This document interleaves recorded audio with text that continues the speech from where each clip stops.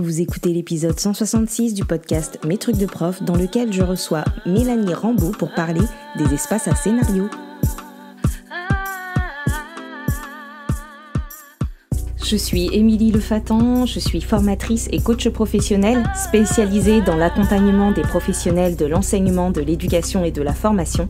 Et dans le podcast Mes trucs de prof, je partage avec la communauté enseignante des réflexions, des conseils, des découvertes, avec l'intention de réfléchir et de faire réfléchir, de remettre du sens et du bien-être dans les pratiques et par ricochet dans la vie des élèves. Mes trucs de prof est disponible sur toutes les plateformes et également sur le site mestrucsdeprof.fr. Et si vous avez envie de travailler avec moi, je vous propose de faire un tour sur mestrucsdecoach.fr pour découvrir les différents accompagnements que je propose, qu'ils soient individuels ou collectifs.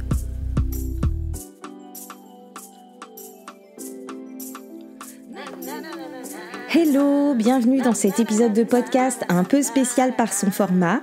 Vous allez l'entendre parce qu'il a été enregistré en format streetcast, ou devrais-je même dire en format métrocast, en marchant dans Paris. En fait, ce qui s'est passé, c'est que j'ai rencontré Mélanie Rambaud, qui est professeure des écoles et aussi autrice des livres sur les espaces à scénario aux éditions Sésame.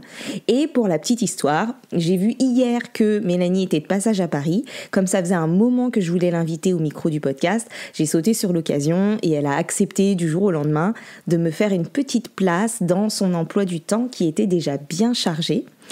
Et c'est comme ça que nous avons enregistré cet épisode en marchant. Avant de commencer, laissez-moi juste vous poser le contexte de ce que sont les espaces à scénario pour celles et ceux parmi vous qui se demandent de quoi il s'agit.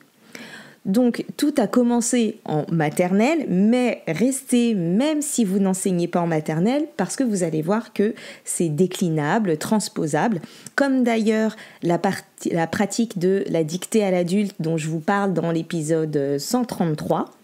Eh bien, il y a des pratiques qui naissent en maternelle et après, on se rend compte que ça pourrait être sympa, utile, intéressant, au-delà de la maternelle et parfois même jusque dans la formation pour adultes. Donc l'idée de Mélanie, c'est de créer dans les classes des espaces aménagés et décorés sur un thème et d'y proposer aux élèves des scénarios qu'elle conçoit pour développer certaines compétences. Donc elle a imaginé des scénarios comme celui du glacier, de la bijouterie royale ou de la pizzeria. Et ainsi, à partir de ces scénarios, les élèves peuvent développer diverses compétences. C'est donc une modalité d'apprentissage structurée, inspirée du jeu symbolique et du jeu théâtral, mais attention cependant à ne pas confondre avec les coins-jeux que vous avez peut-être déjà dans vos classes et où les élèves vont souvent jouer librement. Par contre, ça va peut-être vous permettre de revisiter l'usage que vous en faites. Mélanie crée donc des scénarios pédagogiques pensés en fonction de compétences visées et ciblées. Et il s'agit d'une modalité qui va être ludique et transposable, vous allez le voir, bien au-delà de la maternelle. Donc voilà, je vous laisse écouter notre échange qui a commencé dans le quartier des Ternes à Paris 17e, où nous avons pris le métro à Argentine, puis vous suivrez notre périple en métro, accompagné de son ambiance et de ses bruits de fond.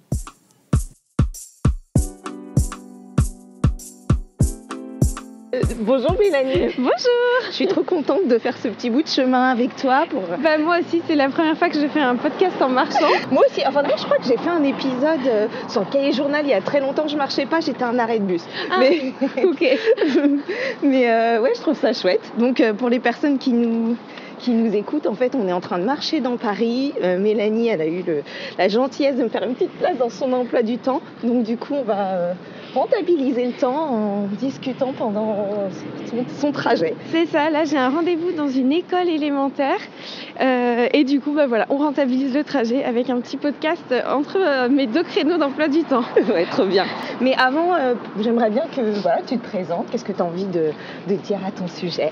Eh bien donc je suis enseignante depuis 12 ans je crois. J'ai commencé avec des CM2 et ensuite j'ai eu que de la maternelle. Et d'abord je voulais pas avoir la maternelle et finalement j'ai appris à aimer ça assez vite. Ouais. Chaque année je testais de nouvelles choses et puis je suis venue justement à développer les espaces à scénario. Ça fait quoi ? Je sais même plus, 2018 je crois. 2017-2018. Voilà. Et c'est quoi la genèse un peu de tout ça pour toi comment tu as commencé à travailler là-dessus? Et en fait, j'étais dans une école avec un chouette public, avec des enfants vraiment très, très débrouillards, motivés et tout ça. Mais cette année-là, ils boycottaient mon espace écriture. Donc j'avais un petit coin écriture basique. Et ça les intéressait pas du tout. Et un jour, je suis allée en formation c'était une formation sur aménager la classe en maternelle. Et en fait, pendant cette formation, j'ai pas toujours très bien écouté ce qu'ils disaient. Mais ce que j'ai remarqué, c'est qu'il y avait un coin jeu docteur. Et donc c'est vraiment pas... c'était un coin jeu libre, comme on connaît.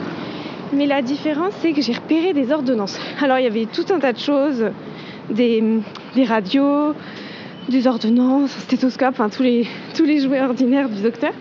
Et je me suis dit, mais c'est ça qui manque à mon espace d'écriture. C'est une ordonnance, un sens, quelque chose qui est un but. Et c'est de là que tout est parti. Génial.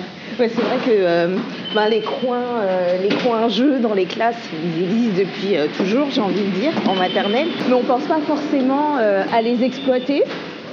Hop, alors attends. Là, c'est mon billet qui passe pas. Donc on reprend, nous sommes donc dans le métro.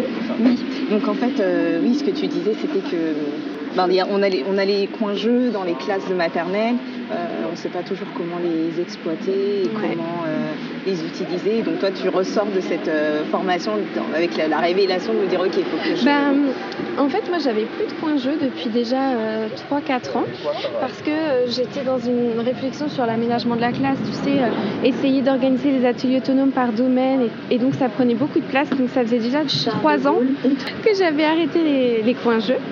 Et par contre, effectivement, j'avais un espace d'écriture qui était un espace de travail, mais que j'arrivais pas à rendre motivant pour les enfants.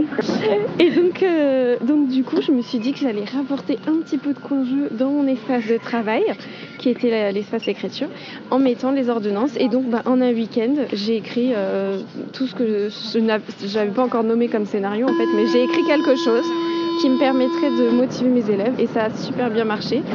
Et donc après, tout ce que je voyais, ça me donnait envie de créer des espaces, quoi. Oui, donc je savais pas comment l'appeler, et je me suis dit, ça va être un espace, et l'idée c'est de faire un espèce de jeu de rôle entre les enfants, donc un scénario, un peu comme une pièce de théâtre. Et voilà, c'est comme ça que c'est né. Ah, trop bien, trop bien. Et donc du coup, le premier espace que tu as mis en place dans ta classe, c'était... Le docteur. Le docteur, ouais. Ok. Et après, en fait, j'arrive plus bien à me souvenir de l'ordre, parce que pour moi, le glacier, ça a toujours été le premier, mais en fait, non. Parce que je me souviens très bien que j'ai commencé par le docteur après cette formation. Mais ensuite, très vite, il y a l'espace docteur et... glacier et pizzeria qui sont arrivés, que j'ai créé pour la rentrée d'après avec ma nouvelle classe. Et puis après, je m'arrêtais plus. Voilà, j'en ai créé plein d'autres après. Super. Et donc du coup, comment tu les définirais toi aujourd'hui? Maintenant que tu as trouvé un nom, comment t'en parles?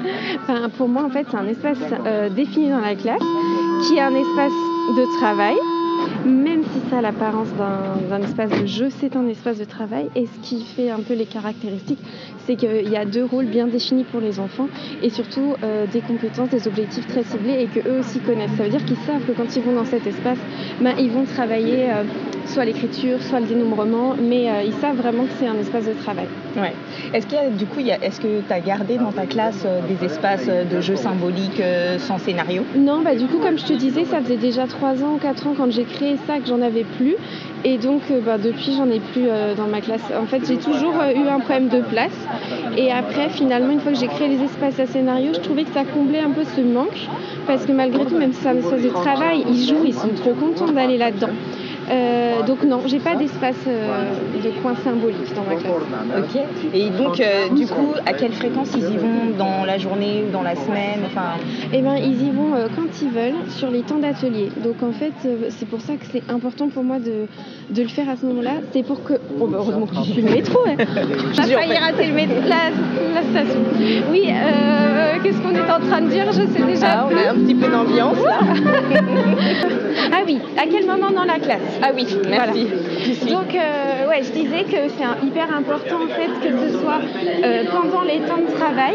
Moi, j'ai jamais voulu le proposer à l'accueil, par exemple, parce que j'ai toujours peur que si c'est pas bien rangé dans la catégorie temps d'atelier, les enfants aient tendance à plus respecter les consignes et à vouloir retrouver ce jeu libre dans l'espace. Donc, et puis bon, comme j'ai quand même à peu près 3 créneaux par jour d'atelier, ça leur laisse largement le temps d'y aller. Et je pense aussi que si je l'ouvrais sur le temps d'accueil, peut-être qu'au bout d'un moment, ils se lasseraient puisqu'ils auraient vraiment beaucoup à disposition. Donc en fait, ils l'ont tous les jours 2 à 3 fois selon le nombre d'ateliers que j'ai en classe. Et ils peuvent y aller autant qu'ils veulent. C'est comme un espace, comme un atelier autonome en fait. Pendant les temps d'autonomie, ils choisissent, soit ils prennent un petit travail tout seul, soit ils vont dans l'espace à scénario. Ok. Et du coup, alors, tu les programmes dans ton année selon une progression. Est-ce que tu les fais coller à d'autres projets Alors, tu les c'est choisis? une bonne question, on ne l'a jamais posée, je crois, celle-là. Alors non, c'est vrai que je travaille beaucoup en projet et je vois que parfois les enseignants qui me suivent sur Instagram, ils essayent de transposer un peu pour que ça colle avec leur projet. Mais pour moi, encore une fois, comme c'est vraiment un espace de travail, les enfants en classe, je fais beaucoup de projets, mais ils savent aussi qu'on vient à l'école pour apprendre. Et donc ils savent aussi qu'il y a des activités qui sont décrochées du projet et ça leur pose aucun souci. Et donc non, j'ai jamais transformé pour que ça colle avec un projet, parce que bon, c'est quand même beaucoup d'investissement de tout créer. Donc une fois que c'est fait, c'est un luxe de pouvoir le ressortir assez facilement, parce que bon, il faut quand même préparer tout le matériel et une fois qu'on l'a fait, c'est dommage de ne pas s'en servir. Par contre, le seul espace qui est un petit peu plus en lien avec un thème, c'est le bijoutier du roi et de la reine. Parce que d'ailleurs ça plaît beaucoup dans les classes, parce que c'est en lien avec la période 3, la galette, donc les enseignants aiment bien l'utiliser. D'accord. Donc, ok, donc c'est en fait vraiment un espace de travail avec des objectifs clairs, tu disais, pas forcément rattachés à un projet. Du coup, que les élèves, dans lequel les élèves vont plutôt en autonomie. Est-ce qu'il y a des scénarios où toi t'interviens? Comment tu te positionnes? Est-ce que tu es en observation? C'est en autonomie, mais seulement une fois que... Alors attends, c'est quelle direction? Montreuil ou Concept. Ok. C'est en autonomie, mais seulement à partir du moment où le scénario a été travaillé en atelier dirigé. Ah oui, Michel-Ange, c'est ça? C'est ça. Voilà, donc d'abord je vais travailler en dirigé avec les enfants pour être sûr que le scénario est bien compris, qu'ils ont identifié les attendus, les objectifs. Et ensuite, quand j'ai fait passer tous les enfants, il est ouvert en autonomie, mais au début je suis toujours autour, quoi. Je tourne autour pour vérifier si tout se passe bien, si les enfants sont capables de travailler dans cet espace correctement en autonomie. Et ensuite, c'est bon, ça roule. Après, il faut toujours... Bien sûr, il faut toujours un petit regard, surtout quand on a les petits, parce que les grands, une fois qu'on a repéré qu'ils avaient compris, ça fonctionne très bien. Les petits, ils ont tendance à vouloir quand même un petit peu détourner les règles. Donc, en général, ma classe n'est pas très grande. Et donc, ma table, elle est toujours placée de telle sorte que je vois tout le monde. Et ça me permet... j'ai toujours un œil sur ce qu'ils font en autonomie, même les ateliers autonomes. J'ai toujours un œil quand je suis en atelier dirigé. Et du coup, l'avantage, c'est que si je vois un petit ou 2 petits ensemble, j'ai tendance à dire vite un grand pour aller les aider s'il y a besoin. Sur les scénarios complexes, parce que par exemple pour le bijoutier du roi et de la reine, les petits s'en sortent bien tout seuls. Mais c'est vrai qu'avec un triple niveau, il faut réussir parfois à trouver le juste milieu entre les scénarios. Et donc j'aime bien avoir l'aide des grands aussi de temps en temps quand il y a besoin. Est-ce que c'est des espaces que tu évalues? Est-ce que tu évalues après ce moment d'autonomie, ou est-ce que quand tu les laisses en autonomie, tu as déjà évalué suite à ces ateliers dirigés-là? Alors, j'admire quand même ta façon de réagir tout le temps à ce que je dis alors qu'on est en train de marcher dans Paris. Déjà, moi, j'arrive pas à finir une phrase et toi, tu as ton script en tête. Oui, donc moi, en fait, l'idée de l'atelier dirigé qui arrive à la fin de la séquence, donc c'est une activité d'entraînement, ça me permet, moi, d'évaluer et de noter les enfants pour qui la compétence n'est pas encore acquise et pour qui ça va être plus difficile. Et comme ça, après, quand les enfants sont en autonomie dans l'espace, je vais aller vérifier si l'enfant que j'avais repéré est capable de s'en sortir, s'il a encore besoin d'aide. Donc voilà, c'est comme ça en fait que j'évalue, beaucoup d'observations. Et quelle plus-value tu peux formuler, enfin je pense que tu les as en tête, mais pour les personnes tu vois qui ne se sont pas encore lancées, quelle plus-value tu observes, tu vois dans le fonctionnement de ta classe par rapport à ce que tu faisais avant? En fait, ce que je trouve super, c'est que ça propose une autre forme de travail aux enfants, parce que dans la classe, ils ont les ateliers dirigés, donc que tout le monde connaît, les ateliers autonomes individuels, et là, ça apporte une autre forme de travail, c'est l'atelier en duo, en binôme, et c'est une vraie plus-value pour les enfants qui ont du mal à travailler en autonomie. Comme c'est un créneau où ils ne sont pas avec l'adulte, au moins ils peuvent aussi aller vers ces espaces qui les rassurent un peu de travailler en duo, et donc les enfants, ça les motive beaucoup. Et en fait, plus il y a de formes de travail différentes qui sont proposées, plus on a de chances que les enfants réussissent, parce que c'est des compétences qu'on peut aussi retrouver dans les ateliers autonomes. Par exemple, pour, je sais pas moi, le bijoutier du roi et de la reine. Alors non, pas le bijoutier du roi et de la reine, un autre. Celui-là, il faut nommer, donc en autonomie, c'est plus compliqué. Par exemple, la pizzeria, pour dénombrer des aliments. C'est une activité qu'on peut aussi faire en atelier autonome. Les enfants vont être amenés à avoir des activités individuelles où ils vont pouvoir s'entraîner à dénombrer. Mais l'avantage, c'est qu'ils ont plusieurs occasions de le faire, en dirigé, en autonomie et en scénario. Et il y a des enfants qui, au contraire, n'aiment pas trop travailler avec les scénarios. Et l'idée, c'est qu'ils puissent vraiment naviguer comme ils veulent en fonction des personnalités de chacun. Ouais. Donc du coup, en fait, tu proposes des scénarios. Donc en gros, un scénario, c'est du coup une petite sellette que tu proposes à dérouler. Mais ils peuvent aussi y aller ajouter leurs petites touches et modifier. Non, ça non. Par contre, alors si, bien sûr, ils ajoutent toujours leurs touches dans tout ce qui est langage. Par exemple, j'ai le studio de yoga, où les enfants doivent décrire des postures dans le niveau le plus difficile, et dans les niveaux plus simples, juste nommer les postures de yoga, et l'enfant qui joue le rôle de l'élève, lui doit les reproduire. Mais j'ai une élève, elle était hyper motivée par ce scénario, donc en fait à chaque fois elle rajoutait plein de phrases et d'imaginaire dans l'accueil du client, dans s'il vous plaît veuillez vous mettre sur votre tapis, enfin plein de choses qui n'étaient pas attendues, mais ils développent tout ce qu'ils peuvent autour. Après par contre donc en fait je l'ai pas encore dit, mais dans les espaces à scénario il y a des niveaux de difficulté. Et ça, en fait, c'est 3 ou 4 niveaux qui sont vraiment bien définis, et je les laisse pas les changer parce que sinon ils atteindront pas les objectifs visés. Après, par contre, si en amont ils me disent ah tiens j'aimerais bien proposer cette idée, je me dis allez pourquoi pas, je vais y réfléchir, et alors moi je la mets en place de manière structurée. C'est vrai que je suis quelqu'un d'assez organisé, et donc je suis pas trop à les laisser le modifier de manière un peu spontanée, parce que j'ai quand même envie qu'il y ait un cadre pour bien leur rappeler que c'est un espace de travail, et ça fonctionne très bien. Trop bien. Et donc, est-ce que tu as déjà imaginé ou essayé de les filmer et de leur remontrer à eux ce qui se passe?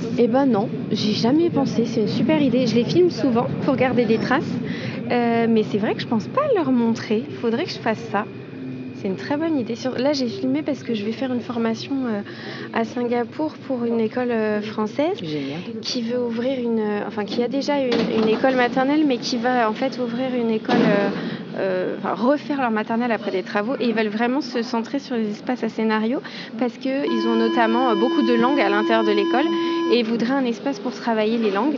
Et donc on m'a demandé de faire des petits films, et donc j'ai des parents qui m'ont donné l'autorisation de les filmer, ce qui fait que là j'ai pris le temps de filmer les enfants en situation, surtout mon élève non francophone, et c'est vrai que c'est super chouette de pouvoir leur remontrer. J'y ai pas pensé, je vais faire ça. Ok, chouette, contente de t'avoir donné une idée. Toi, quand tu as commencé, tu avais quel niveau? J'avais, je sais plus, en fait j'ai toujours alterné entre petit, moyen, grand, petit, grand, petit, moyen, enfin voilà, mais je crois que j'avais des petits, moyens, grands. Ouais. Et donc du coup ma question c'est est-ce que tu penses que du coup les espaces à scénario on pourrait les transposer, et de quelle manière, et jusqu'à quel âge, quel niveau? Et donc là ils sont dans mes 2 premiers tomes, c'est déjà adapté de la petite section à la grande section, en sachant qu'il y en a qui arrivent à adapter aussi, enfin dans le livre c'est rédigé de la petite à la grande section, parce que j'ai jamais eu en fait de tout petit, donc je me voyais pas écrire pour ce niveau qui est quand même très spécifique. Mais dans les variantes, il y a tout le temps du langage dans le livre, il y a toujours une variante proposée, et donc les enseignants de toute petite section arrivent à s'approprier les espaces à scénario grâce aux variantes langage. Et donc là, je suis en train d'écrire un 3e livre qui sera pour l'école élémentaire. C'est d'ailleurs pour ça que je suis à Paris, parce que là je vais dans une classe d'une collègue qui teste un espace à scénario que j'ai écrit. Donc en fait je leur envoie, j'ai une petite équipe de testeuses, et donc là je vais aller voir quand même comment ça se passe, et donc lui il sortira l'année prochaine, et donc oui c'est tout à fait transposable à l'école élémentaire. C'est vrai que moi j'ai eu des CM2 mais il y a longtemps, donc j'avais besoin de retourner un peu sur le terrain, mais finalement c'est limite encore plus facile je trouve à mettre en place en élémentaire, parce que déjà ils ont la lecture, donc ça permet niveau du matériel, ça demande beaucoup moins de travail que de tout imager.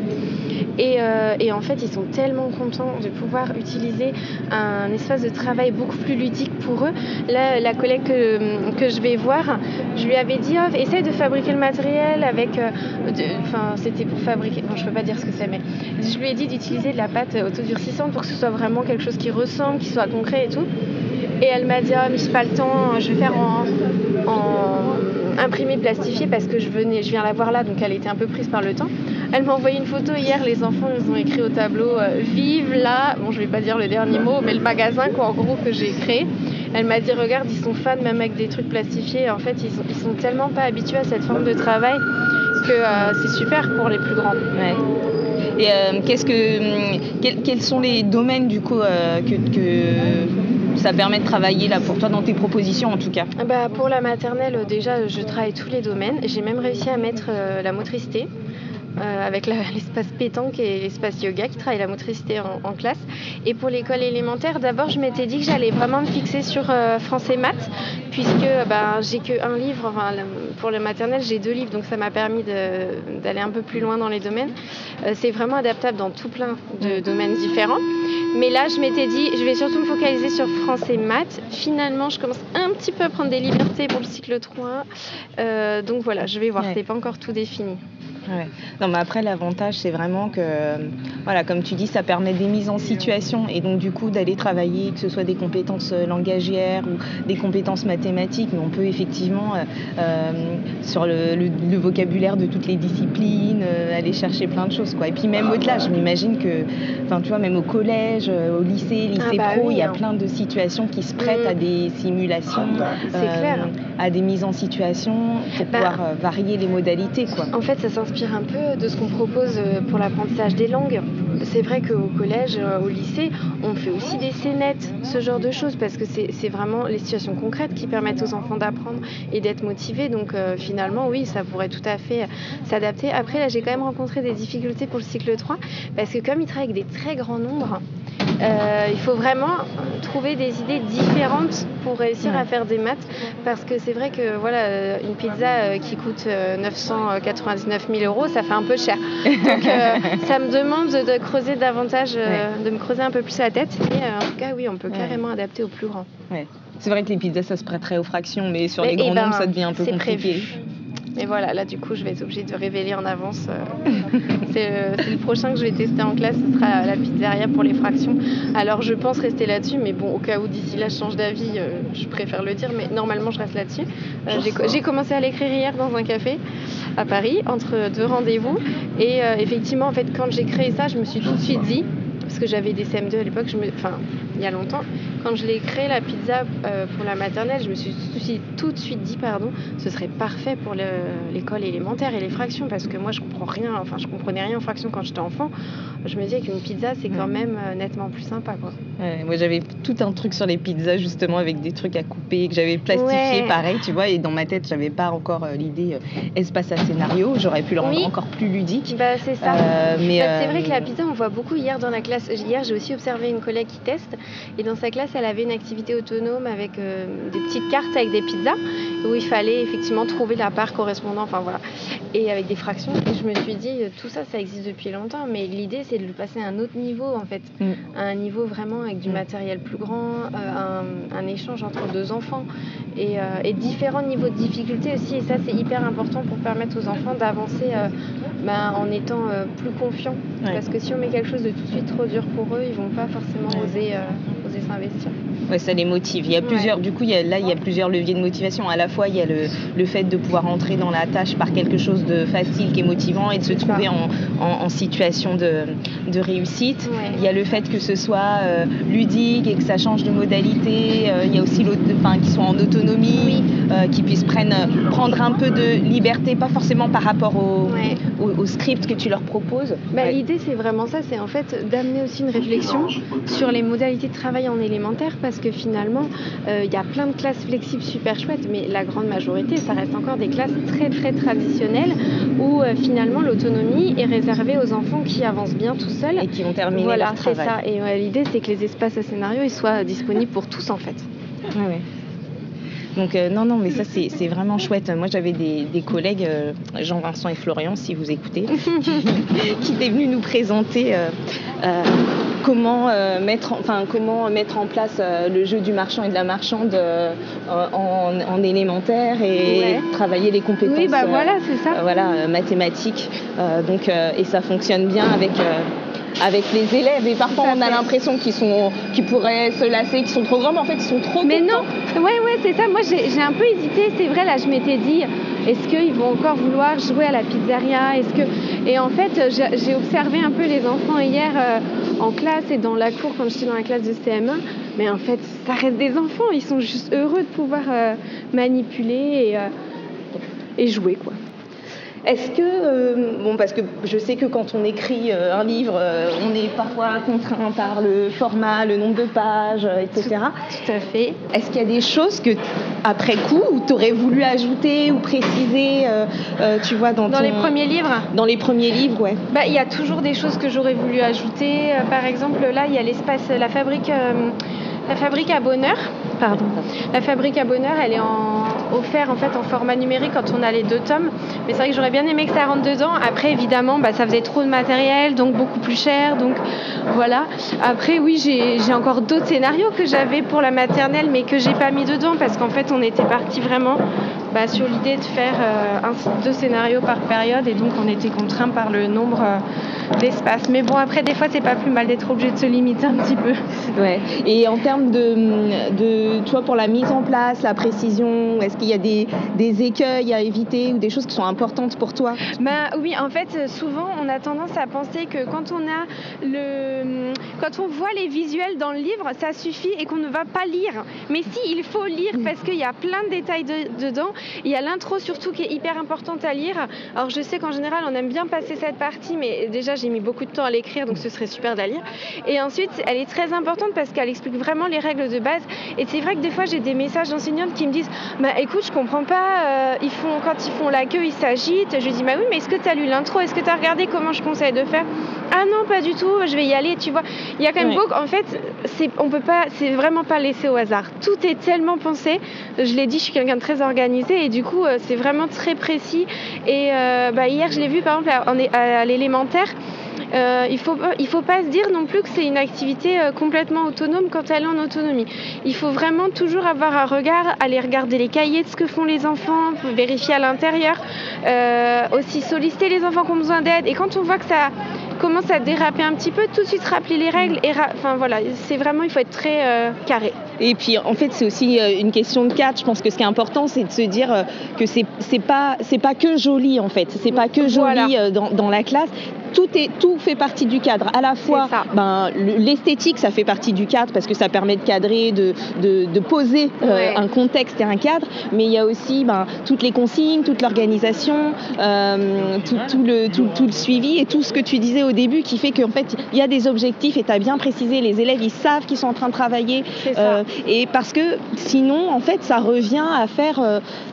un coin jeu amélioré ou pas, parce que si en fait on n'a pas la posture, le cadrage, le lancement qu'il faut, c'est pas parce qu'on aura vite fait annoncer un scénario aux élèves que ça fonctionne. Et d'ailleurs je le vois beaucoup sur les réseaux, c'est que souvent on me tag, alors c'est super, hein, je fais très attention à ça, j'aime bien qu'on respecte mon travail, qu'on me mentionne, etc.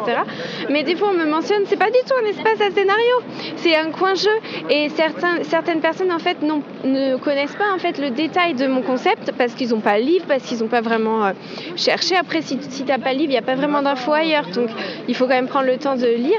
Et du coup, finalement, c'est des coins-jeux qu'ils appellent espace à scénario parce que c'est un peu le terme qui devient à la mode, mais c'est vraiment un concept en fait. Et donc, c'est important de lire et de se renseigner. Ouais. Et c'est ça qui change tout. Et je trouve que c'est important que tu le rappelles parce que de manière générale, à chaque fois qu'on met un nom sur un concept, le nom parfois finit par cacher ce qu'il y a derrière et on se l'approprie ou on l'utilise un peu à tout va en oubliant les fondements, ce qui en fait la spécificité. Et là, l'idée c'est c'est parti de pimper le coin jeu, mais au final, c'est y mettre des objectifs, c'est proposer quelque chose de progressif pour les élèves, décider aussi de compétences qu'on y travaille et qu'on va clarifier aux élèves. Ça apporter un cadre, une organisation qui fait que c'est possible et que les élèves ils puissent y apprendre en jouant, mais apprendre quand même. Et il faut pas oublier cette partie, quoi. Il y a un autre écueil auquel je pense, c'est que souvent on a tendance à vouloir tout mettre dans l'espace. Ah mais c'est super la pizzeria, on peut écrire les menus et puis on peut aussi faire de l'anglais pour dire bonjour et commander et puis en même temps on va payer. En fait pour moi c'est vraiment, je sais que des fois c'est frustrant mais c'est vraiment important pour moi de cibler. Et encore une fois, ça m'arrive de voir sur les réseaux mes espaces à scénario qui sont super bien mis en place et tout. Mais je vois qu'on ne peut pas s'empêcher de racheter des compétences. Mais l'idée en fait de cibler, c'est qu'on évalue aussi une compétence précise. Et du coup, si l'enfant il doit à la fois passer sa commande en anglais, écrire le menu commandé et ensuite demander de payer, on ne saura pas s'il aura réussi ou échoué à ce travail parce qu'il y a trop de compétences qui sont mélangées. Et c'est pour ça que dans mes scénarios, je fais vraiment progresser la difficulté sur un domaine de compétences. Ouais, ça c'est génial et en plus en fait c'est transposable partout et souvent quand on va dans les classes même sur autre chose que des espaces à scénario, quand il y a trop de compétences et quand on n'a pas ciblé ce qu'on est en train de travailler, on fait tout, on est sur un thème et du coup l'écueil espace à scénario ou pas, c'est d'être sur un thème, on est sur le thème de la pizza et on fait un peu tout, mais qu'est-ce qu'on apprend concrètement? Et si on veut que les élèves soient au clair sur ce qu'ils sont en train de faire, pourquoi ils le font, ce qu'ils sont en train d'apprendre, à quoi ça va leur servir, on est obligé de cibler pour leur dire et pour aussi focaliser leur attention sur ce qu'on veut qu'ils apprennent. C'est ça. Tout à fait. C'est super. Est-ce qu'il y a autre chose que tu as envie d'ajouter tant que tu as le micro Que j'ai toujours plein de projets, que j'espère que vous allez suivre. Là, je suis en plein travail pour monter un site internet. Ça me prend énormément de temps et je serais super contente que je puisse vous retrouver sur cette plateforme-là et suivre un peu tous mes projets qui partent toujours dans tous les sens, mais je suis trop motivée par ce métier et donc voilà. J'essaie de me calmer, promis, mais voilà. Faut pas te calmer, c'est trop bien la créativité et puis le partage aussi, le fait de pouvoir j'adore pouvoir être sur les réseaux réseaux et partager, c'est vraiment super épanouissant. Trop bien. Voilà. Bon, merci beaucoup pour le temps que tu m'as accordé. De rien, merci à toi. C'était vraiment très chouette comme expérience. J'espère qu'on m'entend pas trop souffler à force de parler de marché, mais c'était super. Non, je pense pas. Et puis j'espère que le son, qu'on n'entend pas trop les camions, ce qu'il y a derrière. Oui, on a eu beaucoup de bruit de fond, mais voilà, ça rend ce podcast très interactif et vivant. Voilà, merci beaucoup, Mélanie. Merci à toi. Voilà, donc si on récapitule, les espaces à scénario, ce sont des espaces de la classe qu'on aménage pour permettre aux élèves de jouer des scénarios qui leur sont proposés par l'enseignante ou l'enseignant. Ces scénarios s'inspirent de situations réelles et permettent aux élèves de les mettre en scène. Ils sont d'abord introduits et travaillés avec l'adulte avant d'être mis à disposition des élèves en autonomie. Et puis ces scénarios, ils ont pour objectif de mobiliser ou travailler, développer certaines compétences. Ce peut être des compétences langagières, des compétences mathématiques, mais aussi des compétences de tout autre domaine, voire même des compétences psychosociales. Et ils peuvent permettre de travailler parfois sur des tâches même complexes parce qu'elles sont contextualisées. En fait, ces espaces à scénario, ils vous offrent une autre manière d'utiliser les coins-jeux qu'il y a déjà dans vos classes de maternelle ou une façon de les renouveler ou d'en créer de nouveaux. Ça peut aussi vous inspirer des espaces et des scénarios pour travailler certaines compétences autrement. Et vous pouvez même, du coup, on l'a vu, le transposer au-delà de la maternelle dans certaines situations, dans les classes de langue, en cycle 3, en cycle 2, en cycle 4, en formation. Ça s'apparente un peu à ce qu'on peut faire en simulation. Et ces espaces peuvent être éphémères puisqu'ils peuvent permettre de travailler des compétences très ciblées. Ils sont motivants par leur esthétisme et aussi par la nouveauté de modalités qu'ils apportent. Ça apporte du contexte et du cadre. Le fait que ce soit bien présenté, ça donne envie. Mais il ne faut surtout pas s'arrêter à cela. Vraiment, leur efficacité, elle ne tient pas qu'à la beauté de l'aménagement de l'espace. Ça tient surtout, en tout cas, c'est conditionné par la clarté des objectifs, par l'accompagnement et le suivi de l'enseignant.